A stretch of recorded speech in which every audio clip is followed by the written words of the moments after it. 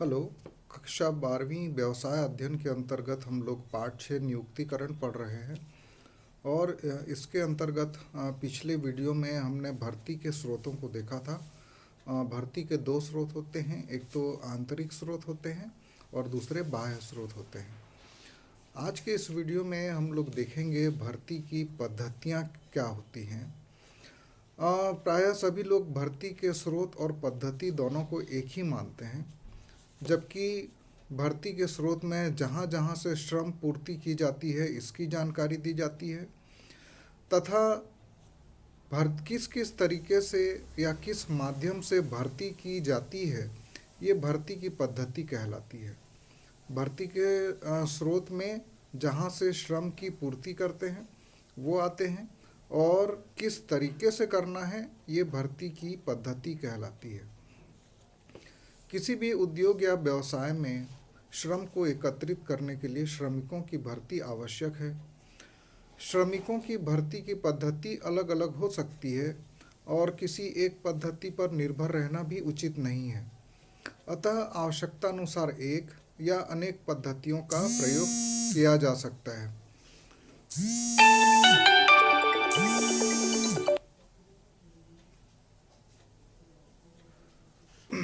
कर्मचारी की भर्ती के लिए सामान्य रूप से निम्नलिखित पद्धतियां अपनाई जाती हैं। जो पहली पद्धति है वो है मध्यस्थों द्वारा भर्ती, और ये है बहुत प्राचीन विधि है। और इस पद्धति में चौधरी, सरदार या मुकद्दम, ठेकेदार और दलालों के द्वारा दूरस्थ क्षेत्रों से श्रमिकों और कर्मचारियों को लेकर श्रम की पूर्ति करते हैं। यद्यपि यह पद्धति वर्तमान में अव्यावहारिक हो गई है, शोषणकारी तथा अवैज्ञानिक मानी जाती है, फिर भी इस पद्धति का अभी भी प्रचलन है। आप लोगों ने देखा होगा कि कोरोना काल में जब लॉकडाउन हुआ तो बहुत से मजदूर जो बड़े बड़े शहरों में, महानगरों में फंस गए थे और उनको वापस लौटने में बहुत तकलीफ़ हुई। ये जो है ये सब दलालों के माध्यम से गए हुए थे, गुजरात में, मुंबई में, महाराष्ट्र में और विभिन्न शहरों में। और ये जो मजदूर थे एमपी के, छत्तीसगढ़ के, झारखंड के, यूपी और बिहार के थे, और इनको दलालों के द्वारा वहाँ पर ले जाया जाता है और उनसे काम करवाया जाता है। तो ये पद्धति अव्यावहारिक है, फिर भी अभी भी इसका प्रचलन है। तो ये पहली पद्धति थी मध्यस्थों द्वारा भर्ती। इसमें जो मध्यस्थ होते हैं, दलाल होते हैं, वो जो पिछड़े इलाके हैं वहाँ से मजदूरों को एक समझौता करके ले जाते हैं और बड़ी बड़ी कंपनियों में वहाँ पर सप्लाई करते हैं। दूसरा है विज्ञापन द्वारा भर्ती, और ये सबसे महत्वपूर्ण साधन माना जाता है।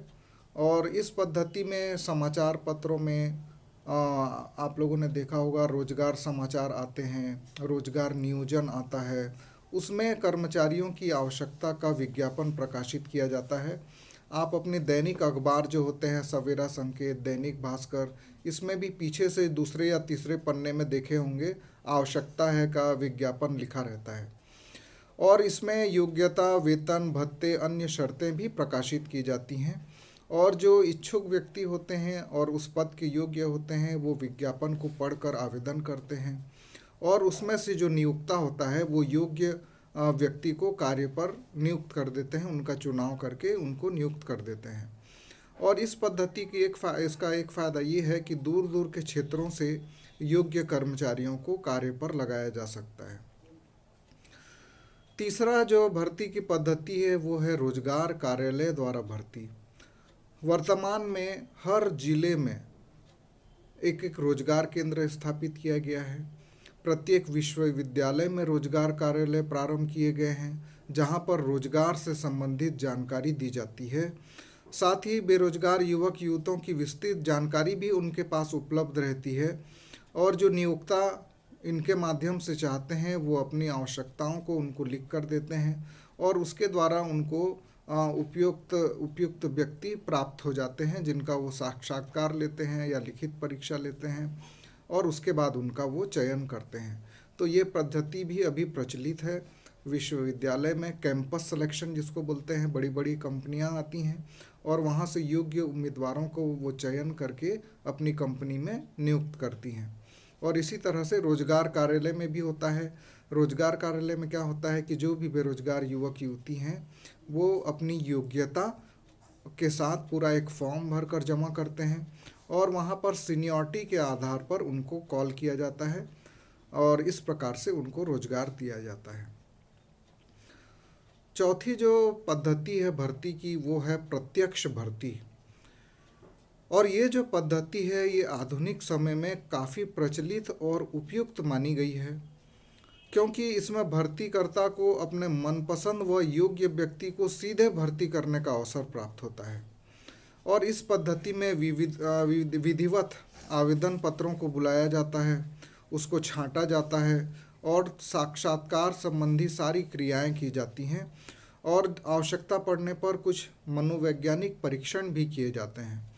और इस विधि को पूर्णतः वैज्ञानिक माना जाता है, आधुनिक माना जाता है और व्यावहारिक माना जाता है और इसीलिए अधिकतर प्रतिष्ठानों के द्वारा इस प्रत्यक्ष भर्ती को अपनाया जाता है।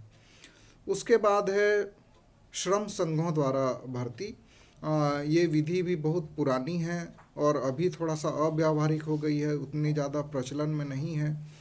कुछ उपक्रमों में और या जो बड़े उपक्रम हैं वहाँ पे कुछ श्रम संगठन होते हैं, जैसे एटक, इंटुक, हिंद मजदूर सभा आदि, जो कि महत्वपूर्ण होते हैं और सशक्त होते हैं। और रोजगार से संबंधित जानकारी इनके कार्यालय में सदैव उपलब्ध रहती है और आवश्यकता अनुसार इन श्रम संघों के माध्यम से भी श्रम की पूर्ति की जाती है। उसके बाद एक और महत्वपूर्ण स्रोत है वो है मित्रों एवं रिश्तेदारों का द्वारा भर्ती। इसको बाह्य स्रोत माना जाता है। भर्ती का बाह्य स्रोत हम लोगों ने इसको देखा था। कुछ उपक्रम अपने कर्मचारी और प्रबंधक को इस बात के लिए निर्देशित करते हैं कि वे अपने विश्वास पात्र व योग्य मित्रों और रिश्तेदारों को कार्य करने के लिए प्रोत्साहित करें और इसके द्वारा से अच्छे और योग्य कर्मचारी प्राप्त हो जाते हैं। इसको बहुत सारे संस्थाओं में भी अपनाया जाता है, स्कूलों में भी अपनाया जाता है। स्कूल में जो काम करने वाले टीचर हैं, यदि किसी विषय के शिक्षक की कमी हो जाती है तो प्रबंधन के द्वारा शिक्षकों से कहा जाता है कि यदि आपके परिचय में कोई योग्य हैं तो उनको लेकर आइए और उसके बाद विधिवत उनका साक्षात्कार लेकर और संतुष्ट होने के बाद प्रबंधन द्वारा उनकी नियुक्ति की जाती है। इन कर्मचारियों पर विश्वास भी किया जाता है, क्योंकि ये किसी न किसी के रेफरेंस से आए रहते हैं, तो इन पर विश्वास किया जाता है और यदि ये त्रुटि करते हैं तो जिन्होंने इनका रेफरेंस दिया था उनको जिम्मेदार ठहराया जा सकता है। तो इसलिए ये विधि को भी बहुत उपयुक्त माना गया है और साथ ही उनकी गोपनीयता पर भी भरोसा किया जा सकता है। परंतु इस पद्धति में वर्तमान में काफ़ी दोष आ गए हैं। पहले ये विधि प्रचलित थी। भाई भतीजावाद के कारण गलत व्यक्ति भी कार्य में भर्ती हो जाने का संदेह हमेशा बना रहता है और इसी कारण से इसको थोड़ा सा अव्यावहारिक भी माना गया। तो इस प्रकार आज हम लोगों ने इस वीडियो में देखा कि जो भर्ती की पद्धतियां हैं, स्रोत तो हमने पहले पढ़ चुका था। भर्ती के स्रोत अलग होते हैं और भर्ती की पद्धतियां अलग होती हैं। भर्ती की पद्धतियों में आज हम लोगों ने देखा मध्यस्थों के द्वारा कैसे भर्ती की जाती है, जो प्रायः निम्न वर्ग के कर्मचारी होते हैं, मजदूर होते हैं, उनकी भर्ती प्रायः इसी विधि से की जाती है। विज्ञापन द्वारा भर्ती की जाती है और ये बहुत प्रचलित विधि भी है। रोजगार कार्यालय द्वारा या विश्वविद्यालयों में कैंपस सिलेक्शन के द्वारा भी भर्ती किया जाता है। प्रत्यक्ष भर्ती को भी किया जाता है और ये सबसे आधुनिक और वैज्ञानिक और व्यावहारिक माना जाता है। उसके बाद हम लोगों ने देखा श्रम संघों के द्वारा भर्ती की जाती है। हालांकि आजकल ये ज़्यादा प्रचलन में नहीं है। और उसके बाद हम लोगों ने देखा कि मित्रों और रिश्तेदारों के द्वारा कैसे भर्ती की जाती है। और अगली वीडियो में हम लोग देखेंगे चयन प्रक्रिया के बारे में, कर्मचारियों का चयन प्रक्रिया में क्या क्या कदम उठाए जाते हैं।